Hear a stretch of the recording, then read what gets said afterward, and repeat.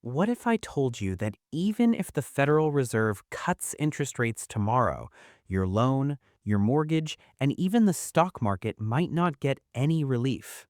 Sounds crazy, right? But this is exactly what's happening right now. Everyone thinks the Fed controls interest rates. News channels scream, rate cuts are coming. Investors celebrate. But then nothing changes. Mortgage rates stay high, borrowing still feels expensive, and markets act confused. So what's really going on? Here's the truth. The Fed only controls short-term interest rates, the overnight rate banks charge each other. But the rates that actually affect your life, like mortgages, business loans, and stock valuations, those are controlled by something much bigger, the bond market. Think of it like this. The Fed sets the speed limit on a small street, but the bond market controls the entire highway. And right now, that highway is congested. See, long-term interest rates, like the 10-year Treasury yield, are driven by supply and demand. And here's the problem. The US government is issuing massive amounts of debt every single year. That means more bonds are flooding the market.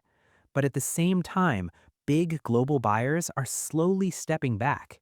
Countries like Japan, which were once major buyers of US debt, are no longer as aggressive. Why? Because yields in their own country are rising. So instead of sending money to America, they're bringing it back home.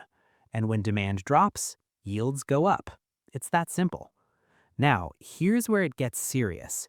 Even if the Fed cuts rates, if nobody's there to buy those long-term bonds, then long-term rates stay high. And that affects everything.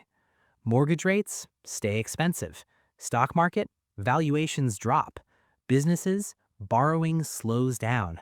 The entire economy feels tighter even when the Fed is trying to ease things. This is why markets feel broken right now. Because everyone is watching the Fed, but the real power has shifted somewhere else. And almost no one is talking about it. So next time you hear rate cuts are coming, don't just ask when. Ask a better question. Who is actually buying the debt? Because if the answer is no one, then rates aren't coming down anytime soon.